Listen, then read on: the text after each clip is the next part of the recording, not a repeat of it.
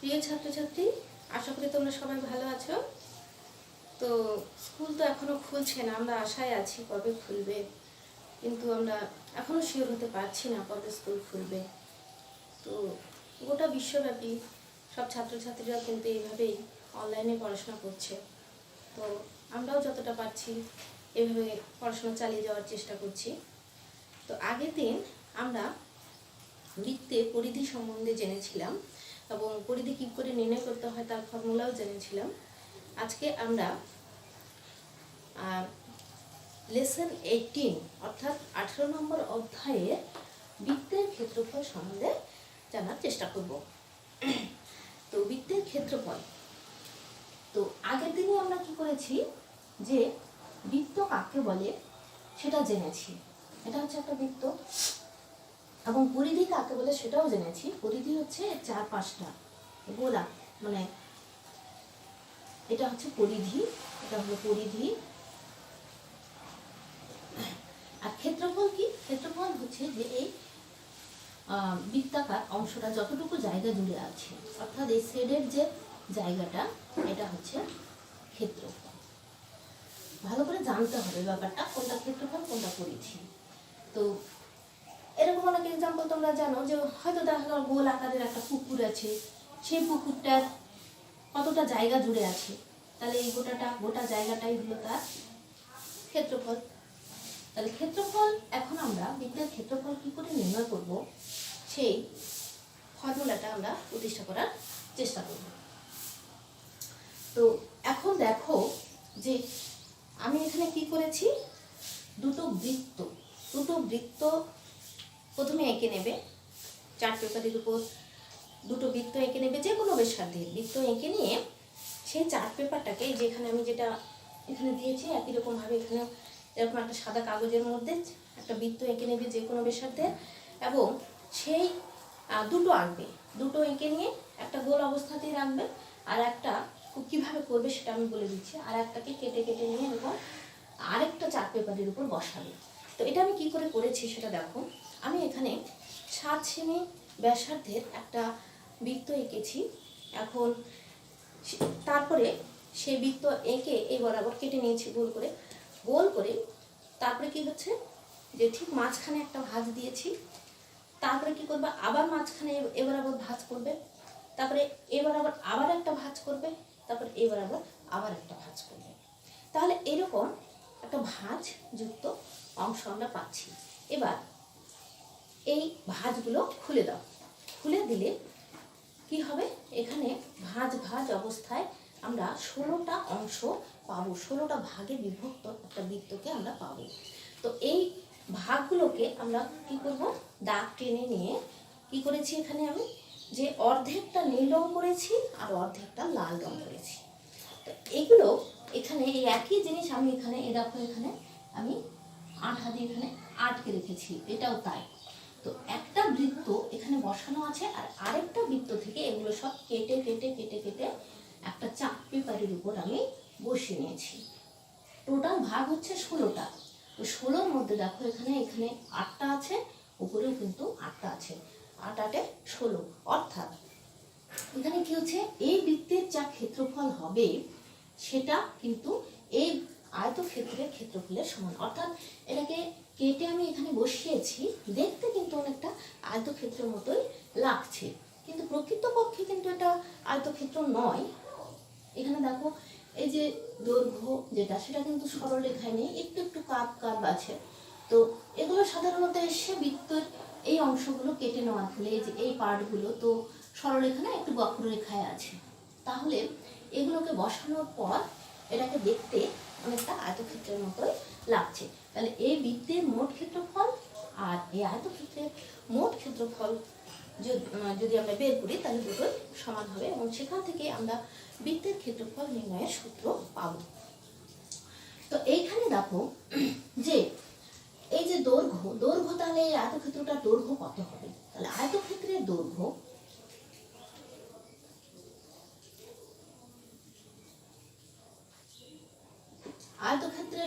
কত হচ্ছে? দৈর্ঘ্য মানে এটা হচ্ছে কি, টোটালটা হচ্ছে 16, 16-র অর্ধেক, তার মানে হচ্ছে বৃত্তের পরিধির অর্ধেক সমান অর্ধেক হাফ অফ বৃত্তের পরিধি, হাফ অফ বৃত্তের পরিধি। তো এইখানে দেখো বৃত্তের যে পরিধি তার অর্ধেকটা লাল।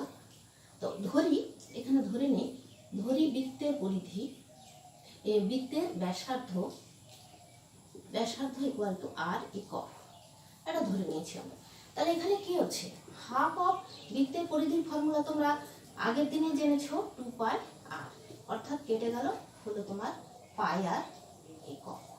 তাহলে এটা গেল তোমার দৈর্ঘ্য, এটুকুটা দৈর্ঘ্য। আর প্রস্থ তো জানো এটুকুটা কত, এটুকুটা হচ্ছে আর, প্রস্থ হচ্ছে আর, এটুকুটা আর। তাহলে সেই আয়তক্ষেত্রের ক্ষেত্রফল, আচ্ছা প্রস্থ তাহলে কত হলো, প্রস্থ ইকুয়াল টু আর একক। অতএব বৃত্তের ক্ষেত্রফল, আগে বলেছি তোমাদের বৃত্তের ক্ষেত্রফল যা হবে আয়তক্ষেত্রের ক্ষেত্রফল একই হবে। বৃত্তের ক্ষেত্রফল ইকুয়াল টু আয়তক্ষেত্রের ক্ষেত্রফল।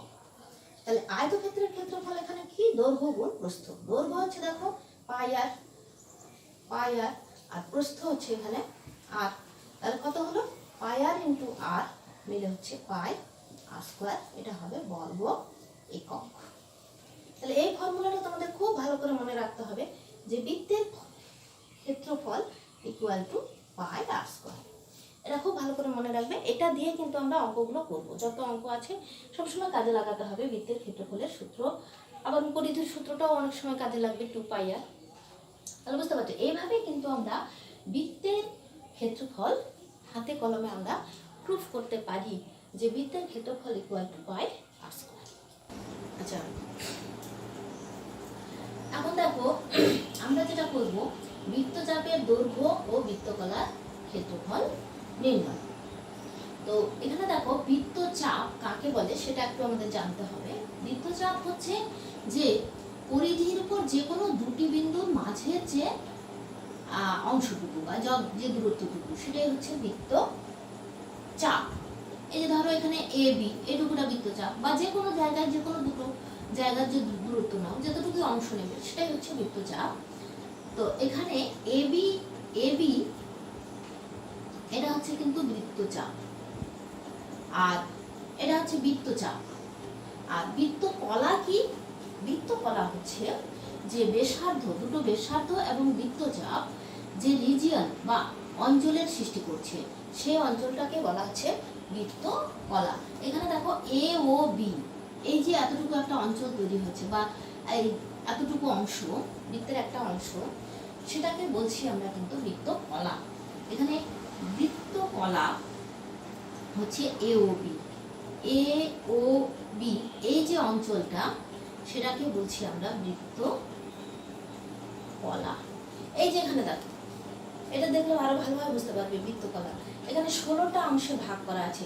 এই যে নীল অংশ, এটা একটা বৃত্তকলা, লাল নীল এগুলো এক একটা কিন্তু বৃত্তকলা, এটা 16টা কলায় বিভক্ত। তো এখন আমরা এই বৃত্তচাপের দৈর্ঘ্য কি করে বের করব সেটাকে আমরা এখন প্রতিষ্ঠা করার চেষ্টা করছি। তো এখানে দেখো এবির দৈর্ঘ্য আমরা কি করে বের করব। তো একটা জিনিস তোমাদের খেয়াল রাখতে হবে যে বৃত্তচাপ এবং সেই বৃত্তচাপ কেন্দ্রে যে কোণ উৎপন্ন করেছে, এই দুটো কিন্তু পরস্পর সরল অনুপাতে আছে। অর্থাৎ যদি এই বৃত্তচাপ, এবি বৃত্তচাপ কেন্দ্রে থিটা কোণে কোণ সৃষ্টি করে, তাহলে এবি বৃত্তচাপের দৈর্ঘ্য এবং থিটা পরস্পর সমানুপাতিক। অতএব আমরা লিখতে পারি, অর্থাৎ এখানে দেখো যে কেন্দ্রে উৎপন্ন কোণ থিটা এবং বৃত্তচাপ এবি সরল অনুপাতে আছে, সরল অনুপাতে আছে। তাহলে আমরা কি লিখতে পারি যে এ বি এর, আমাদের এটাই বের করতে হবে বৃত্তচাপের দৈর্ঘ্য। এখানে বৃত্তচাপ হচ্ছে এবি, এবি এর দৈর্ঘ্য বাই গোটা পরিধি, বৃত্তের পরিধি, বৃত্তের পরিধি। আচ্ছা, বৃত্তের পরিধি যদি আমরা আর ধরি, মানে ব্যাসার্ধ যদি আর ধরি, তাহলে পরিধি ইকুয়াল টু হচ্ছে তোমার 2 পাই আর। হ্যাঁ, ইকুয়াল টু হচ্ছে এবি যে বৃত্তচাপটা আছে, এবি যে বৃত্তচাপটা আছে, সেই বৃত্তচাপ কেন্দ্রে কত ডিগ্রি কোণ করেছে ধরে নিয়েছি আমরা, সেই কোণটা হচ্ছে থিটা। আর বৃত্তের পরিধি কেন্দ্রে কত ডিগ্রি কোণ করেছে, টোটাল এক পাক ঘোরা মানে হচ্ছে 360 ডিগ্রি। তাহলে 360, এটাও ডিগ্রি এটাও ডিগ্রি, তাহলে ডিগ্রি লেখার এখানেও দরকার নেই। তাহলে এবি দৈর্ঘ্য বা বৃত্তের পরিধি ইকুয়াল টু থিটা বাই 360। অতএব আমাদের বের করতে হবে বৃত্তচাপের দৈর্ঘ্য, 1 নম্বর চাপ বৃত্তচাপের দৈর্ঘ্য, অর্থাৎ এবি বৃত্তচাপ equal to theta by 360 into, এটাকে এবার নিয়ে যাও 2 পাই আর। বৃত্তচাপের পরিধি, বৃত্তের পরিধি লেখার দরকার নেই। এটা কিন্তু ভালো করে মনে রাখবে, খুব ভালো করে মনে রাখবে, এটা অনেক অঙ্ক করতে গিয়ে এগুলো লাগবে। এবার দেখো বৃত্তকলার ক্ষেত্রফল, অর্থাৎ এইটুকুটা কতটা আছে, কতটা জায়গা ধরে আছে। তোমাদের আগে দেখিয়েছিলাম যে এই লাল অংশটা মোট বৃত্তের কতটা অংশ, এর ক্ষেত্রফল আমরা কিভাবে বের করব। আচ্ছা, এখানে দেখো একই নিয়মে যে কি করবে, এ ও বি বৃত্তকলার ক্ষেত্রফল ডিভাইডেড বাই বৃত্তের ক্ষেত্রফল, এটা হচ্ছে তোমার পাই আর স্কয়ার, ইকুয়াল টু কি, এ ও বি বৃত্তকলার কেন্দ্রে কত ডিগ্রি কোণ উৎপন্ন করেছে এই বৃত্তকলাটা, থিটা ডিগ্রি কোণ উৎপন্ন করেছে, থিটা। আর বৃত্তের ক্ষেত্রফল হচ্ছে পাই আর স্কয়ার, অর্থাৎ গোটা বৃত্তটা কত ডিগ্রি কোণ উৎপন্ন করেছে, 360 ডিগ্রি, 360।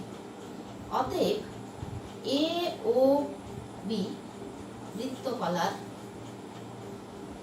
ক্ষেত্রফল equal to theta by 360 into pi. এটাও যেন মুখস্থ রাখবে, খুব সহজ। ক্ষেত্রফল হলে তোমার পাই আর স্কয়ার হবে, পরিধি মানে দৈর্ঘ্য বের করতে গেলে পরিধিটা লিখতে লাগবে।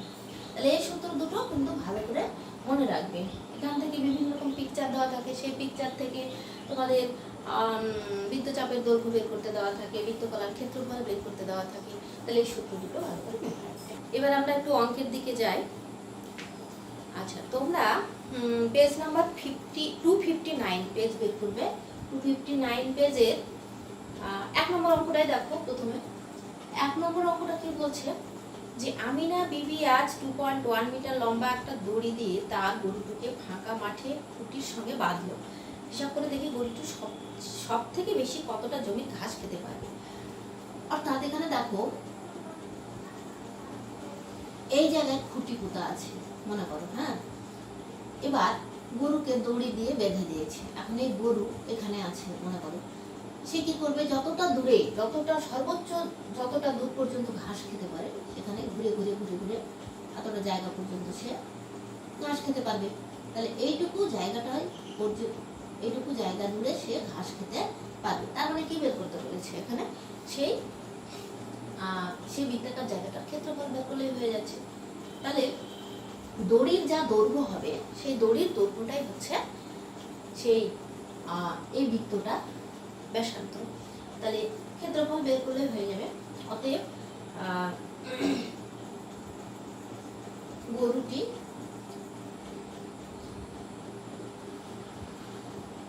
সবচেয়ে বেশি ঘাস খেতে পারবে কত বর্গমিটার জুড়ে, হ্যাঁ, সবচেয়ে বেশি ঘাস খেতে পারবে কত জায়গা জুড়ে, ঘাস খেতে পারবে কত জায়গা জুড়ে। তাহলে এটার উপর ক্ষেত্রফল যতটা হবে তার ততটুকু, পাই ইন্টু আর মানে হচ্ছে তোমার 2.1 এত বর্গ একক, অর্থাৎ এত বর্গ মিটার। এটা এটুকুটা হচ্ছে তোমার কত, এই দড়িটার দৈর্ঘ্য 2.1 মিটার। আচ্ছা, এত বর্গ মিটার, এত বর্গ মিটার জায়গা জুড়ে ঘাস খেতে পারবে। মানে 22-এর পাই মানে 22-এর 7, 3 দিয়ে কাটো, 7 দিয়ে কাটো, 7 3 7 21, তাই তো? তাহলে 22 ইন্টু 3 × 3, 3 × 6। এবার 0.63 কে 22 দিয়ে গুণ করো, 3 × 6, 1 × 12, 3 × 6, 6 × 12, 6 8 3 1, তার মানে হচ্ছে 13.86 বর্গ মিটার। এটা সহজ অঙ্ক, একটা ছোট্ট খুব সহজ অঙ্ক আমরা প্রথমে করলাম যে কতটা জায়গা জুড়ে খেতে পারবে, এইটুকু ফুটার জায়গাটার ক্ষেত্রফল আমরা বের করলাম, সেটা হচ্ছে 13.86 বর্গ মিটার। এইটুকু জায়গা জুড়ে গরুটা ঘাস খেতে পারবে। এবার দেখো এরপরের অঙ্কগুলো সহজই আছে, সব অঙ্ক তো এখানে করা যাচ্ছে না, তোমরা বাদ বাকি যেগুলো করা হচ্ছে না সেগুলো তোমরা বাড়িতে করবে।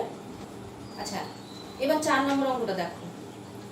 আমাদের পাড়ার বৃত্তাকার খেলার মাঠটি বেড়া দিয়ে ঘিরতে প্রতি মিটারে 21 টাকা হিসেবে 924 টাকা খরচ হচ্ছে। তাহলে মাঠটি ত্রিপল দিয়ে ঢাকতে কত বর্গ মিটার ত্রিপল কিনতে হবে? আচ্ছা, তাহলে বৃত্তাকার খেলার মাঠ, বৃত্তাকার খেলার মাঠ, তার মানে এখানে বের করতে হবে কি রিকোয়ার্ড টু ডু হচ্ছে বৃত্তাকার খেলার মাঠের ক্ষেত্রফল, বৃত্তাকার মাঠের ক্ষেত্রফল,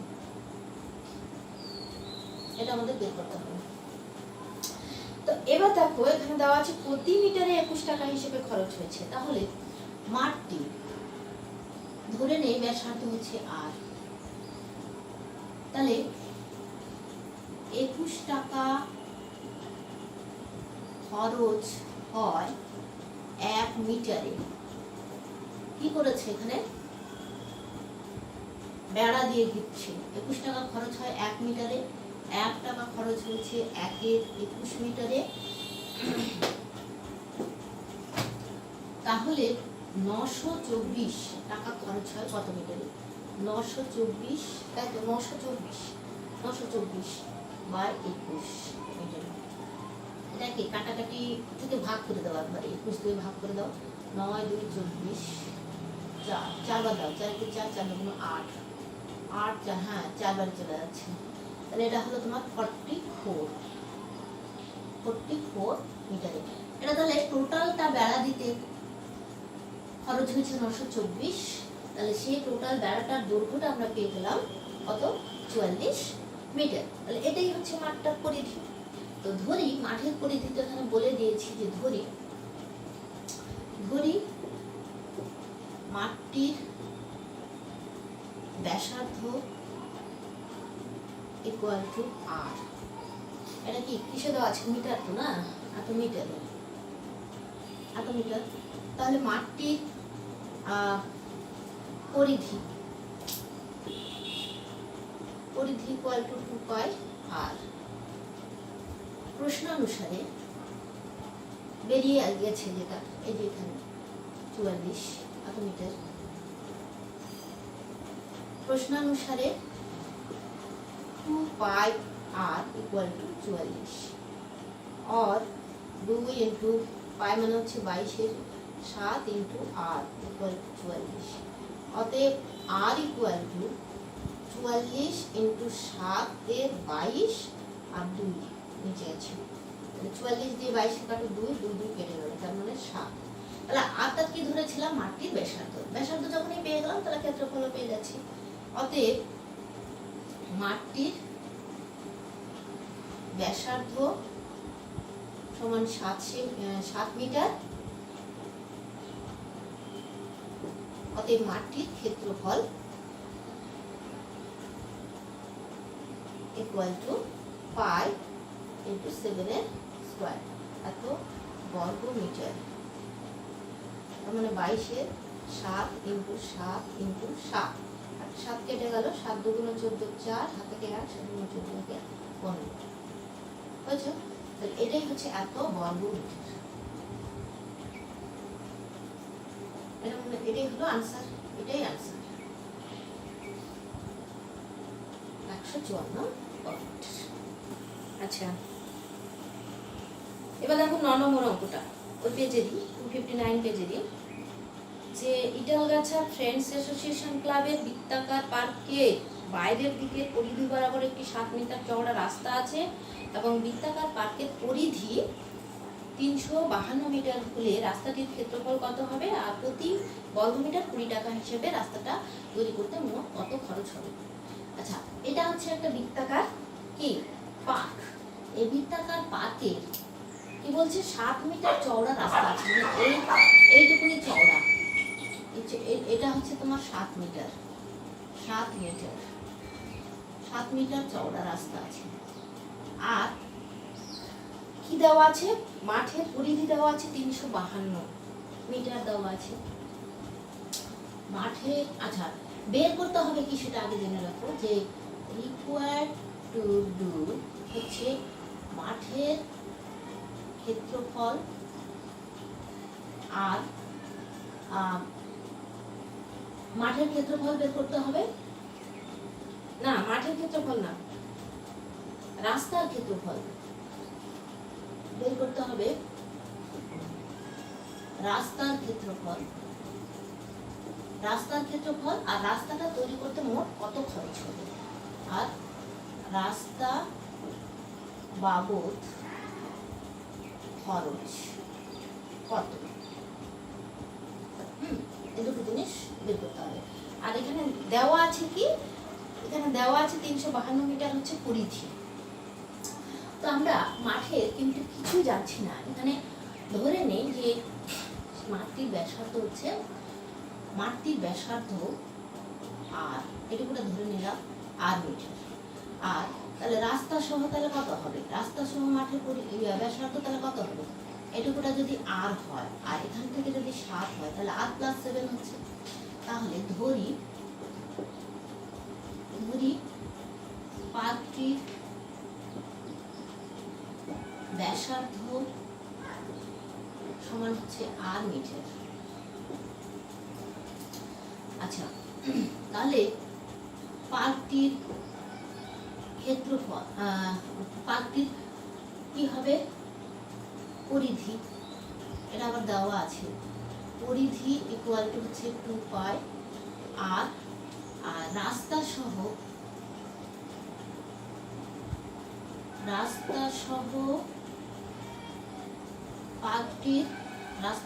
পার্কটির কি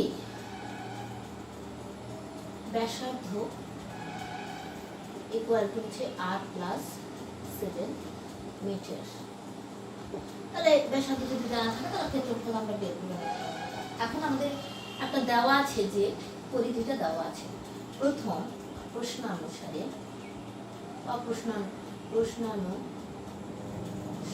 প্রথম না লিখলেও হবে, প্রশ্নানুসারে 2 পাই আর ইকুয়াল টু 352, তাই তো দেওয়া আছে না, এটা দেওয়া আছে 352 বা 2 × 22/7 × r ইকুয়াল টু 352। তাহলে r ইকুয়াল টু হচ্ছে 352 × 7 নিচে 22 × 2। আচ্ছা, 2 দিয়ে এটাকে কাটো, 2 কে 2 1 15 7 × 14 6 × 12, এবার 3 8 8 বার যাচ্ছে 22 দিয়ে কেটে দাও, তাহলে হচ্ছে 56। তাহলে মাঠটির মানে পার্কটির কত ব্যাসার্ধ বেরোলো, অতএব পার্কটির ব্যাসার্ধ হচ্ছে তোমার, অতএব পার্কটির ব্যাসার্ধ ইকুয়াল টু 56 মিটার। এরা যখন বেরিয়ে গেল তাহলে আমরা এখন সবই বের করতে পারবো। তাহলে রাস্তা সহ চেয়েছে এখানে রাস্তার ক্ষেত্রফল, তাহলে রাস্তার ক্ষেত্রফল কি করে পাবো, এইটুকুটা কি করে পাবো, এটা যদি রাস্তা হয়, এটা রাস্তা, এইটুকুটার ক্ষেত্রফল বের করতে বলেছে এবং এটা ইয়ে করতে বাঁধাতে কত খরচ হয়েছে সেটা বের করতে হবে। তাহলে মোটটা এখান থেকে দেখো যে রাস্তা সহ ক্ষেত্রফল থেকে শুধু যদি আমরা মাঠের ক্ষেত্রফলটা যদি বাদ দিই তাহলে কিন্তু আমরা রাস্তার ক্ষেত্রফল পেয়ে যাবো। আচ্ছা, এবার দেখো তাহলে এখানে কি বের করবো আমরা, যে রাস্তা সহ ক্ষেত্রফল, আচ্ছা পার্কটির ক্ষেত্রফল ইকুয়াল টু পাই, আর মানে 56 স্কয়ার, এত বর্গ মিটার। এবার রাস্তা সহ তাহলে কত হচ্ছে? রাস্তা সহ পার্কের ক্ষেত্রফল হচ্ছে পাই 56 প্লাস 7 স্কয়ার, তাহলে পাই ইন্টু 63 স্কয়ার। এটাকে ভেঙে দিয়ে কাটাকাটি করলেও হবে, কিন্তু অত আমাদের ঝামেলা করার দরকার নেই, একবারেই হয়ে যাবে। অতএব দেখো রাস্তার ক্ষেত্রফল ইকুয়াল টু, এটা থেকে এটা যদি বিয়োগ করে দাও তাহলে রাস্তার ক্ষেত্রফল পেয়ে যাবে pi into 63 square minus pi into 56 square. এটা একটা ফর্মুলায় চলে যাবে, সেই জন্য আমি এখানে ভাঙালাম না। ভাঙালে কিন্তু তোমার কি হতো, কাটাকাটি করতে বেশি টাইমের দরকার হতো, সেজন্য পাইটা কমন নিয়ে নাও। তাহলে কি হচ্ছে 63 স্কয়ার মাইনাস 56 স্কয়ার, এখানে দেখো স্কয়ার মাইনাস বি স্কয়ার সূত্রে চলে যাচ্ছে। Pi into 63 plus 56 into 63 minus 56, এত হচ্ছে রাস্তার এত বর্গ মিটার। তাহলে কি হচ্ছে এখানে 22 7 ইন্টু 6 3 9 5 6 11 ইন্টু 13 7 7 7 কেটে গেল, তাহলে কত হচ্ছে 119 কে 22 দিয়ে গুণ করো, 26 18, তার মানে হচ্ছে 26 18 বর্গ। এটা কিন্তু একটা আনসার চলে আসলো, এটা একটা আনসার। এবার বলছে প্রতি বর্গ মিটারে 20 টাকা হিসেবে রাস্তাটা বাঁধাতে কত খরচ হবে। অতএব এটা 1 নম্বর উত্তর। 2 নম্বর হচ্ছে, এটা 1 নম্বর, এটা 2 নম্বর। তাহলে 2 নম্বরটা কি, রাস্তা বাঁধাতে মোট খরচ কত হচ্ছে ইকুয়াল টু 1 বর্গ মিটারে 20, তাহলে 2618 বর্গ মিটারে কত টাকা খরচা হচ্ছে, এত টাকা। তাহলে মুখে মুখে গুণ হয়ে যাবে 0, 8 দুগুণ 16 6 হাতে 1 2 কে 2 আর 3, 6 দুগুণ 12 2 হাতে 1 2 দুগুণ 4 আর 5, এত টাকা। এটা একটা आंसर বুঝছো? তাহলে হচ্ছে এইবার তোমার কত নম্বর। আচ্ছা, এবার 15 নম্বর একটা অঙ্ক দেখো। কিছুক্ষণ আগে তোমাদের যে অঙ্কটা মানে ফর্মুলা করালাম, বৃত্তচাপের দৈর্ঘ্য এবং বৃত্তকলার ক্ষেত্রফল নির্ণয়, সেটারই একটা অ্যাপ্লিকেশন এখানে দেখো। যে নিতু একটি বর্গক্ষেত্র ABCD এঁকেছে। দেখো ABCD একটা বর্গক্ষেত্র এঁকেছে, যার প্রতিটি বাহু হচ্ছে 12 সেমি করে। বর্গক্ষেত্রে প্রত্যেকটা বাহু দেওয়া আছে 12 সেমি।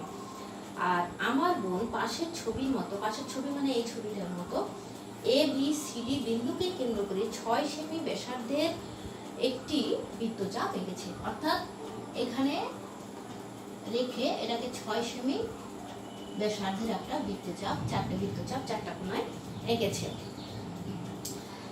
আর কিছু জায়গায় নকশা এঁকেছে এবং মাঝের জায়গাটাকে নকশা করে দেওয়া হয়েছে। তাহলে হিসাব করে নকশা আঁকা অংশের পরিসীমা এবং ক্ষেত্রফল বের করতে হবে। নকশা আঁকা অংশের পরিসীমা ও ক্ষেত্রফল, অর্থাৎ এই যে এইটুকু অংশটা, এটা পরিসীমা এবং ক্ষেত্রফল বের করতে হবে।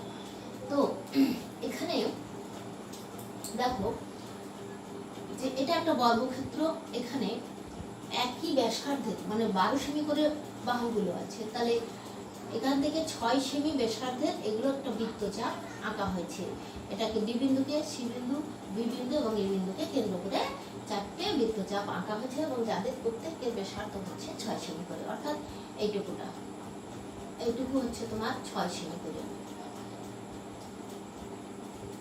এটাও 6 হবে, এটাও 6 হবে, এটাও 6 হবে, বা এটাও ব্যাসার্ধ, এটাও 6, এটাও 6, এটাও 6, এরকম 6 সেমি ব্যাসার্ধে 4টি বৃত্তচাপ আঁকা হয়েছে। তাহলে এই যে শেডেড রিজিয়ন যেটা আছে তার পরিসীমা আর ক্ষেত্রফল বের করতে হবে। তাহলে আমি এখানে নাম দিয়েছি EFGH, এই অংশটার তোমার পরিসীমা কত হবে। তাহলে এফ জি এইচ অংশের পরিসীমা পরিসীমা ইকুয়াল টু কি হবে বৃত্তচাপ এখানে বৃত্তচাপ এরকম করে লিখলেই হবে বৃত্তচাপ ইএফ এরকম করে লিখবে ইএফ যোগ এফজি যোগ এফজি আবার জিএইচ প্লাস এইচই এর দৈর্ঘ্য। এটা যদি বের করতে পারি তাহলে আমরা কিন্তু এই গোটা পোরশনটা পরিসীমাটা বের করতে পারি। তো তোমাদের ফর্মুলা আমি কি করেছিলাম যে বৃত্তচাপের দৈর্ঘ্য বের করার ফর্মুলা হচ্ছে θ/360 * 2πr। তাহলে rটা আমাদের এখানে জানা আছে, r = 6। তাহলে একটা জিনিস খেয়াল রাখো যে এই প্রত্যেকটার দৈর্ঘ্য কিন্তু একই। তাহলে একটার দৈর্ঘ্য বের করে তাকে যদি আমরা 4 দিয়ে গুণ করে দেই, 4টে আছে, তাহলে একবারে হয়ে যাবে। তাহলে একবারে আমরা লিখতে পারি 4 * থিটা বলতে এখানে এই যে সূত্রটা অর্থাৎ θ/360 * 2πr এটা হচ্ছে চাপ বৃত্তচাপ ইকুয়াল টু এটা। তাহলে এখানে দেখো থিটা বলতে এখানে এই যে প্রত্যেকটা 90 ডিগ্রি করে আছে, এখান থেকে এটা যদি বৃত্ত আঁকা হয় তাহলে কেন্দ্রীয় উৎপন্ন কোণ হচ্ছে 90 ডিগ্রি। তাহলে হচ্ছে থিটা মানে 90 ডিগ্রি বাই 360 ইন্টু 2π আর বলতে এখানে দেখো 6 2πr এত সেমি। এটা কাটাকাটি করলে যা হবে 90 দিয়ে কাটো, এটা হলো 4 4 4 কেটে যাচ্ছে। আচ্ছা এখানে পায়ের মানটা বসাতে হবে 2 * 22 7 * 6 আচ্ছা। তো এখানে তো কাটে না কিছু, তাহলে 44 আর 6 গুণ করতে হবে। 24 জায়গা থেকে 2 যেটা 24 25 26, তাই তো? আর দুগুণ 44 কে 6 দিয়ে 2πr মানে হচ্ছে 6, ঠিকই আছে। আর এদিকে তো কেটে গেল। তাহলে বাই দুগুণ 44 * 6 বললে কত যেতে হবে? হ্যাঁ 264 7। এটাই আনসার হবে। এটাকে যদি তোমরা পূর্ণ করতে চাও করে দিতে পারো। 7 দিলে 3 7 21 দিলে 54 হচ্ছে, 7 7 49 9 4 14 5 আর যায় না, তার মানে হচ্ছে 37 পূর্ণ 5 * 7 এত সেমি। এটা কিন্তু একটা আনসার হয়ে গেল, এটাই একটা আনসার। প্রথম আনসার পরিসীমাটা বেরিয়ে গেল। আচ্ছা এবার দেখো এই শেডেড পোরশনেরই আমাদের কি বের করতে হবে? ক্ষেত্রফল বের করতে হবে। আচ্ছা ক্ষেত্রফল বের করতে গেলে ওই একই ফর্মুলা ইউজ করতে হবে এখানে। তো একটা জিনিস খেয়াল রাখো যে এইটুকু জায়গার যদি আমরা ক্ষেত্রফল বের করতে চাই তাহলে কেমন করে বের করব? বের করতে গেলে আমাদের গোটা প্রথমে বর্গক্ষেত্রটার ক্ষেত্রফল বের করতে হবে, তারপরে এই যে সাদা অংশগুলো আছে এই অংশগুলো বাদ দিতে হবে। বাদ দিলে কিন্তু এইটুকু জায়গাটার ক্ষেত্রফলটা আমরা পেয়ে যাব। তাহলে এখানে দেখো EF GH অংশের ক্ষেত্রফল কিন্তু এটা কিন্তু ছিল পরিসীমা। ক্ষেত্রফল ইকুয়াল টু কি পাবো? যে বর্গক্ষেত্র ABCD এর ক্ষেত্রফল মাইনাস কি এই যে বৃত্তকলা কি কি আছে? বৃত্তকলা AEF বৃত্তকলা AEF প্লাস AEF তেমনি FBG প্লাস GHC প্লাস এখানে HED বৃত্তকলা এত এর ক্ষেত্রফল। দেখো যে এই টোটাল এই ক্ষেত্রফল থেকে এই চারটে বৃত্তকলার ক্ষেত্রফল যদি আমরা বাদ দিয়ে দেই তাহলে কিন্তু শেডেড পোর্শনের ক্ষেত্রফলটা আমরা পেয়ে যাব। কিন্তু এক একটা বৃত্তকলার ক্ষেত্রফল সেই একই ফর্মুলা। তাহলে এখানে দেখো একটু যে এবিসিডি আর বর্গক্ষেত্রের ক্ষেত্রফল হচ্ছে 12 স্কয়ার, 12 আছে, তাহলে 12 স্কয়ার মাইনাস প্রত্যেকটা সেক্টর বা এখানে বৃত্তকলার ক্ষেত্রফলটা আমরা কি করে পাবো, সেই ফর্মুলা। সেই ফর্মুলাটা কি, theta by 360 into pi r square. তাহলে থিটা মানে হচ্ছে 90 ডিগ্রি, একই নিয়মে 90 degree by 360 into pi r মানে হচ্ছে 6 এর স্কয়ার, এত বর্গ সেমি। যেখানে কি করব আমরা চারটা জিনিস, এগুলো একটা বের করা মানে সব সমান, সেজন্য প্রথমে এখানে আমরা 4 গুণ করে দিই একবারে। এই যে এটা যেরকম করলাম 4 গুণ করে, একই নিয়মে এখানেও কিন্তু আমরা 4 গুণ করে দিচ্ছি। 4 ইন্টু একবারে করে দিই 4, এটুকুটা কেটে দিই, 4 9 36, 4 4 কেটে গেল, এটা বাদ দিব। তাহলে এখান থেকে 22 7 ইন্টু 36 এটুকুটা থাকলো।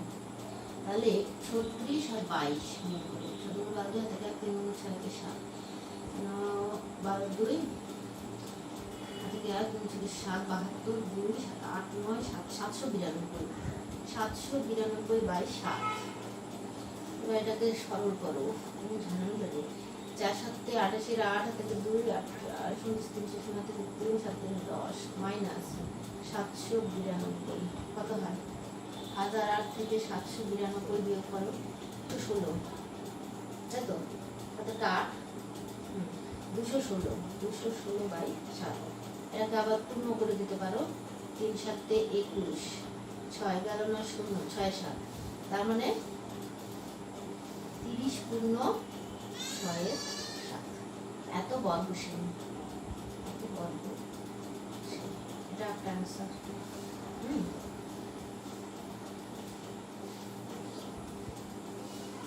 এই হলো অ্যান্সার, বুঝছো? এরকম করে অঙ্কগুলো কিন্তু করতে হবে। এরকম বিভিন্ন রকম পিকচার দেওয়া থাকে, আমাদের শুধু ধরতে হবে অঙ্কটা যে কিভাবে করা যাবে, এই ফর্মুলাগুলোকে অ্যাপ্লাই করা। এবার আমরা 20 নম্বর অঙ্কটা করবো। দেখো পেজ 261, পেজ 261 পেজ, এই 20 নম্বর অঙ্কটা দেখো, ভালো অঙ্ক। যে রাবিয়া একটি বড় কাগজের 21 সেমি বাহু বিশিষ্ট একটা সমবাহু ত্রিভুজ আঁকলো। এটা হচ্ছে 21 সেমি বাহু বিশিষ্ট, মানে সবগুলো 21 করে 21 সেমি বাহু বিশিষ্ট একটা সমবাহু ত্রিভুজ আঁকলো এবং ওই সমবাহু ত্রিভুজের একটা অন্তর্বৃত্ত অঙ্কন করে বৃত্তাকার জায়গাটি রঙিন করলো। তাহলে সেই রঙিন জায়গার ক্ষেত্রফল বা সেই অন্তর্বৃত্তের ক্ষেত্রফল কত, এটা বের করতে বলেছে। তাহলে এখানে দেখো একটা সমবাহু ত্রিভুজ যার প্রতিটি বাহু দেওয়া আছে 21 সেমি করে, এবং অন্তর্বৃত্ত মানে কি, অন্তর মানে ভেতরে, অর্থাৎ ত্রিভুজের ভেতরে যে বৃত্তটা আঁকানো হয়েছে সেটাই হচ্ছে অন্তর্বৃত্ত। এখন এই অন্তর্বৃত্তকে রঙিন করা হয়েছে, তাহলে সেই অন্তর্বৃত্তের ক্ষেত্রফলটা কত হবে সেটা আমাদের বের করতে হবে। আচ্ছা, যেহেতু এটা একটা সমবাহু ত্রিভুজ, তোমরা জানো যে সমবাহু ত্রিভুজের উচ্চতা যা মধ্যম একই হয় সাধারণত। তো এখানে এবং এটাও তোমাদেরকে জানতে হবে যে একটা ত্রিভুজের 3টি মধ্যমা যে বিন্দুতে ছেদ করে সেটাকে বলা হয় ভর কেন্দ্র। এখানে জি যদি হয় তাহলে এটাকে জি কে বলা হচ্ছে ভর কেন্দ্র।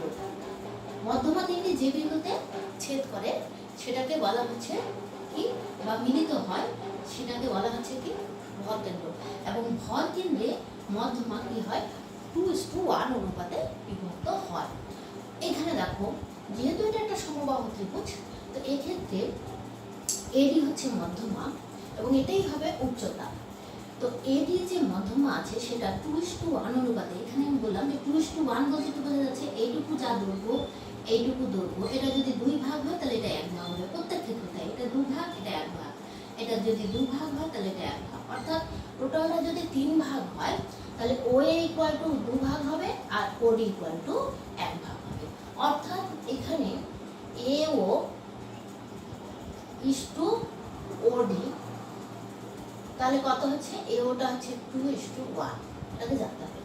এবার দেখো যেহেতু ও কেন্দ্র ধরে নিলাম কেন্দ্রটা ও, এই ও কেন্দ্রীয় বৃত্তের ব্যাসার্ধ যদি বের করতে পারি আমরা, তাহলে আমরা কি করতে পারবো, এই বৃত্তটার ক্ষেত্রফল বের করতে পারবো।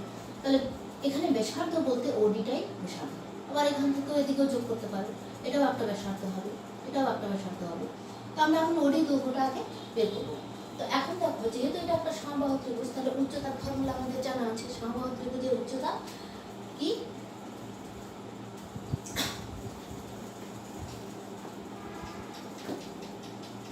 বা ত্রিভুজ এবিসি এর উচ্চতা, উচ্চতা মানে হচ্ছে এডি ইকুয়াল টু কি, √3/2 ইন্টু বাহু, বাহু মানে হচ্ছে 21, এত সেমি। √3/2 ইন্টু বাহু আগে পড়িয়েছি তোমাদের, তাহলে কত হচ্ছে 21 √3/2, এটা গেল গোটা এডিটা। এবার আমাকে বের করতে হবে ওডি। আচ্ছা, ওডি ইকুয়াল টু কি হচ্ছে, ওডি ইকুয়াল টু 1/3 অফ এডি, তাহলে 1/3 ইন্টু, মানে ওডিটা হচ্ছে গোটাটা যদি 3 ভাগ হয় তাহলে তার 1 ভাগ, একটা অংশ। তাহলে এডি মান আমরা পেয়ে গেছি 21 √3/2, এত সেমি। এখানে কাটাকাটি করে দাও 7, তার মানে 7 √3/2 সেমি।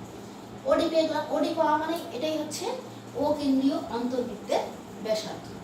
অতএব ও কেন্দ্রীয় অন্তর্বৃত্তের ব্যাসার্ধ ইকুয়াল টু 7 √3, এখানে আর মনে মনে ভাবতে পারো 7 √3/2 সেমি। আচ্ছা, তাহলে ও কেন্দ্রীয় বৃত্তের কি হবে, ক্ষেত্রফল। অতএব ক্ষেত্রফল, ওই বৃত্তের ক্ষেত্রফল ইকুয়াল টু হচ্ছে পাই r square, pi into r square, মানে হচ্ছে 7 √3/2 তার স্কয়ার, এত বর্গ সেমি। এখানে মান বসিয়ে দিলে যা হবে 22 7 ইন্টু 7 7 49, আর √3 থেকে স্কয়ার করলে 3 থাকছে, আর 2 × 4। ওটা দেখো 7 7 49 7, তারপরে এখানে 2 × 4 11 × 22, তার মানে এখানে কত হলো 7 11 77 ইন্টু 3/2, 3 7 21, 1 হাত থেকে 2, 3 7 21, 22 23/2। এটাকে এভাবে রাখতে পারবো, পয়েন্ট করে দিতে পারো 2 কে 2 2 কে 2 1 10 5 × 10 5, এরকম রাখতে পারো। আচ্ছা, তাহলে এত কি বর্গ সেমি। অন্তর্বৃত্ত ও কেন্দ্রীয় অন্তর্বৃত্তের ব্যাসার্ধ এত, তাহলে অন্তর্বৃত্তের ক্ষেত্র, এটা কিছু অন্তর্বৃত্তের ক্ষেত্রফল, অন্তর্বৃত্তের ক্ষেত্রফল ইকুয়াল টু এত। এই যে এইটুকুটার ক্ষেত্রফল, এই গোটা বৃত্তটার ক্ষেত্রফল, এটার ক্ষেত্রফল আমরা এটাই আছে। আচ্ছা, 20 নম্বর হলো। এবার দেখো 21 নম্বর অঙ্কটা। 21 নম্বর অঙ্কটা বলছে যে একটা সমবাহু ত্রিভুজের পরিবৃত্তের ক্ষেত্রফল 462 বর্গ সেমি হলে ত্রিভুজটির প্রত্যেকটা বাহু কত হবে। আগের অঙ্কটা আমরা কি বললাম, সমবাহু ত্রিভুজের বাহু দেওয়া ছিল, তার অন্তর্বৃত্তের ক্ষেত্রফল বের করতে বলেছে। আর এবার কি বলেছে যে পরিবৃত্তের ক্ষেত্রফলটা দেওয়া আছে, তাহলে সেই সমবাহু ত্রিভুজের বাহু দৈর্ঘ্য কত, ঠিক উল্টোটা। তো অন্তর্বৃত্ত আর পরিবৃত্তের ব্যাপারটা একটু দেখো। অন্তর্বৃত্ত মানে ত্রিভুজের ভেতরে ছিল বৃত্তটা, আর পরিবৃত্ত হচ্ছে ত্রিভুজের বাইরের দিকে যে বৃত্তটা, সেটা হচ্ছে পরিবৃত্ত। এখানে বের করতে বলেছে যে এখানে এবিসি হচ্ছে সমবাহু ত্রিভুজ, এই ত্রিভুজটা কিন্তু বাহুর দৈর্ঘ্য বলা নেই, এটাই বের করতে বলেছে। অর্থাৎ রিকোয়ার্ড টু ডু হলো ত্রিভুজ এবিসি এর প্রতিটি বাহু ইকুয়াল টু কত, এটা বের করতে হবে। আচ্ছা, এখানে কি দেওয়া আছে, যে এখানে দেওয়া আছে এই সমবাহু ত্রিভুজের পরিকেন্দ্রের মানে পরিবৃত্তের ক্ষেত্রফল দেওয়া আছে। এই বৃত্তটার ক্ষেত্রফলটা দেওয়া আছে পাই আর স্কয়ার সমান হচ্ছে কি 662। এখানে দেখো এই যে পরিবৃত্তটা আঁকানো হয়েছে সেখানে এর ব্যাসার্ধ কোনটা দেখো দেখি, এখানে ওএ হচ্ছে ব্যাসার্ধ, এইটুকুটাই হবে তোমার ব্যাসার্ধ, আর আর মানে এইটুকুটা ওএ। এই পরিবৃত্তের ব্যাসার্ধ হবে ওএ অথবা ওবি অথবা ওসি। তো এই ওএটা কি হচ্ছে, গোটা কিন্তু উচ্চতা এডি 2/3 অংশ, উপরেরটা 2, ওএ ইকুয়াল টু 2 ভাগ আর ওডি ইকুয়াল টু 1/3। আগে অন্তর্বৃত্তের ক্ষেত্রে কিন্তু 1/3 অংশটাই হচ্ছিল ব্যাসার্ধ, এখানে 2/3 অংশটাই এখানে ব্যাসার্ধ। তাহলে এখানে দেখো পরিবৃত্তের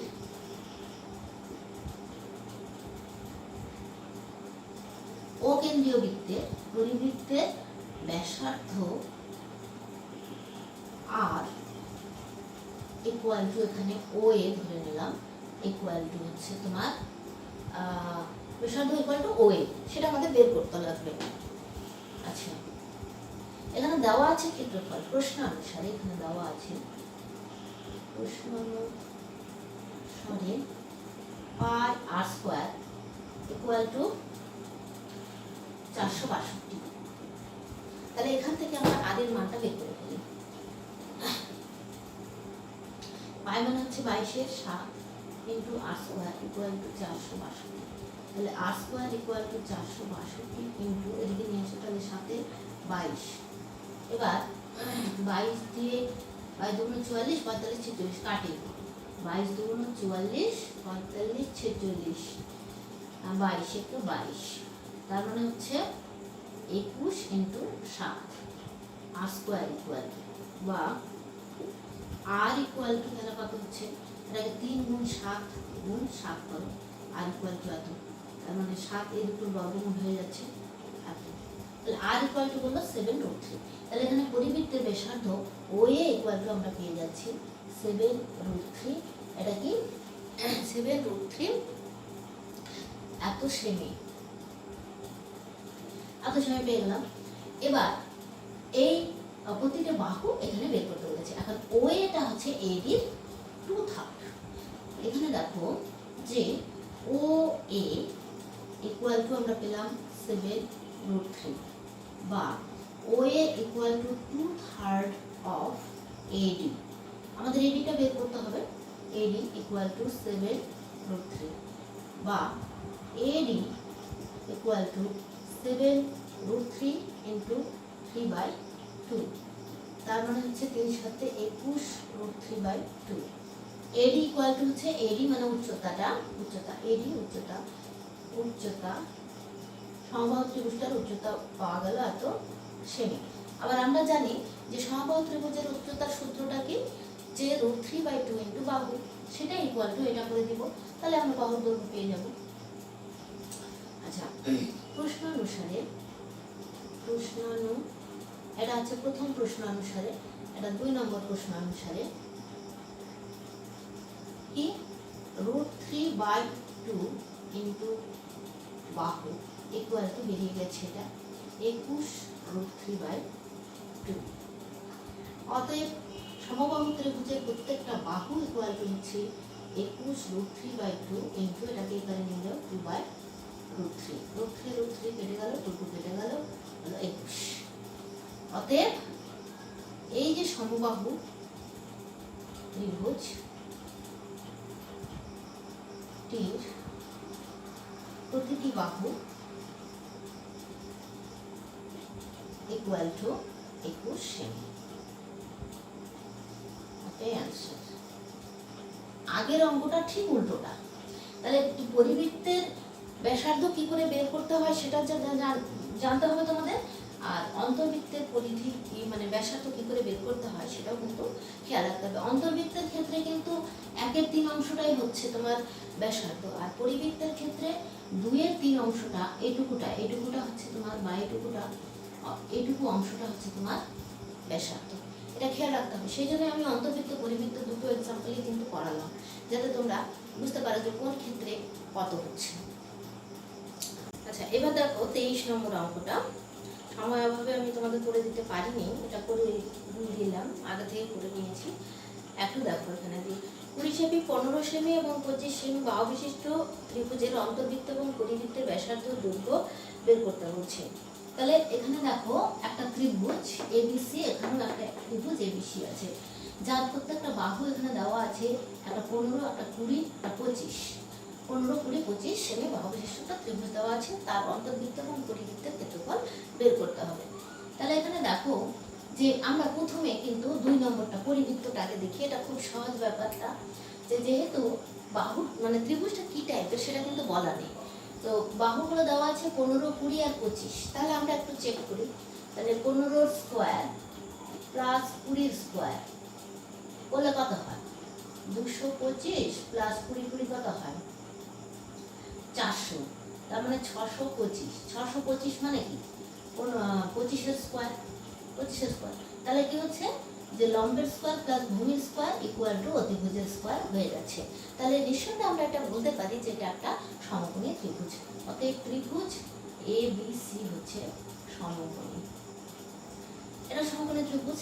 এবং এটাও তোমাদের জানতে হবে যে সমকোণী ত্রিভুজে যদি হয়, যদি ত্রিভুজটা যদি সমকোণী হয়, তাহলে সমকোণী ত্রিভুজের অতিভুজের মধ্যবিন্দুই হচ্ছে পরিবৃত্তের কি কেন্দ্র, এবং মধ্যবিন্দুটাই হচ্ছে পরিবৃত্তটার কেন্দ্র।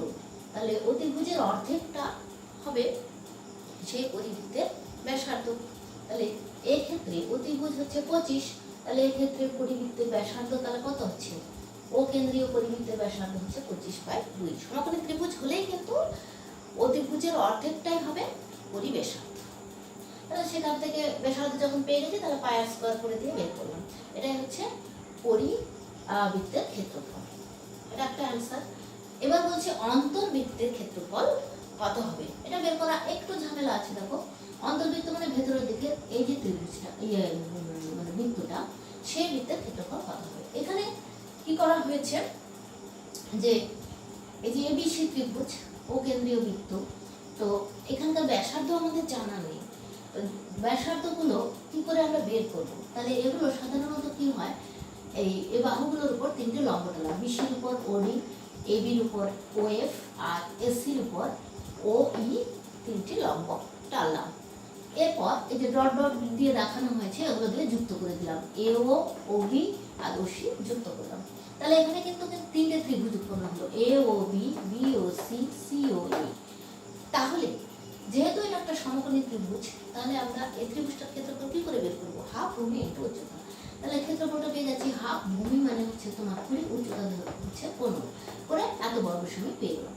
এখন এই যে 3টে ত্রিভুজ পেলাম, সেই 3টে ত্রিভুজের টোটাল যে ক্ষেত্রফল সেটা কিন্তু এই বড় ত্রিভুজের ক্ষেত্রফলের সমান, এবং প্রত্যেকটা উচ্চতাকে আমি ধরে নিলাম আর, সেটাই হচ্ছে কিন্তু অন্তর্বৃত্তের ব্যাসার্ধ। এখন এই দুটোকে যদি ইকুয়াল করে দেই আমরা, 3টে বৃত্তের মানে 3টে ত্রিভুজের মোট ক্ষেত্রফল বড় ত্রিভুজের ক্ষেত্রফলের যদি সমান করে দেই, তাহলে কিন্তু আমরা আর এর মানটা পেয়ে যাব। তাহলে ও কেন্দ্রীয় অন্তর্বৃত্তের ব্যাসার্ধ তাহলে আর হলো, সেই আরটা হচ্ছে ওই, ওডি, ওই আর ওএ ধরে নিলাম। তাহলে এবিসি মানে হচ্ছে এওবি, বিওসি আর সিওএ বা এওসি এর ক্ষেত্রফল। তাহলে প্রত্যেকটা ত্রিভুজের ক্ষেত্রফল আমরা কি করে পাচ্ছি? এই ত্রিভুজের ক্ষেত্রফল হচ্ছে হাফ, এটা হবে তোমার ভূমি, আর উচ্চতা হচ্ছে ওএফ। ওএফটা ধরে প্রতি ক্ষেত্রে উচ্চতা এখানে আর ধরে নিচ্ছে সমান। আচ্ছা আর পেলাম, এটা এই ক্ষেত্রেও তাই, হাফ ভূমি মানে হচ্ছে 20, উচ্চতা হলো আর, এক্ষেত্রেও তাই করে নিয়ে এখানে ক্যালকুলেশন করে দেখ আমরা এই টোটাল যে ক্ষেত্রফল সেটা কিন্তু বড় ত্রিভুজটা অর্থাৎ এবিসি ত্রিভুজের ক্ষেত্রফলের সমান 150। এখান থেকে বের করে নিলাম আর এর মান, আর মানে হচ্ছে সেই অন্তর্বৃত্তের ব্যাসার্ধ। সেই ব্যাসার্ধটা পেয়ে যাচ্ছি 5, তাহলে ক্ষেত্রফলটা পেয়ে যাচ্ছি পাই স্কয়ার করে ক্যালকুলেশন নিয়েছি। তাহলে এই দুটো অন্তর্বৃত্তের, এটা হচ্ছে ক্ষেত্রফল আর এটা হলো তোমার, এটা হলো অন্তর্বৃত্তের ক্ষেত্রফল, এটা হলো পরিবৃত্তের ক্ষেত্রফল। তাহলে আজ এখানে এইটুকুই থাক, আরও যে অঙ্কগুলো বাকি থাকলো সেই অঙ্কগুলো আশা করি এই অঙ্কগুলোর হেল্প নিয়ে করতে পারবে। তাছাড়া বইয়ে প্রচুর এক্সাম্পল দেওয়া আছে, এক্সাম্পলগুলো ভালো করে দেখবে। আর যদি কোথাও কোনো অসুবিধা হয় তাহলে হোয়াটসঅ্যাপে আমাকে সেই অঙ্কটার নম্বরটা দিয়ে দেবে, আমি সলভ করে পাঠিয়ে দেবো। আজ তাহলে এখানে শেষ করছি।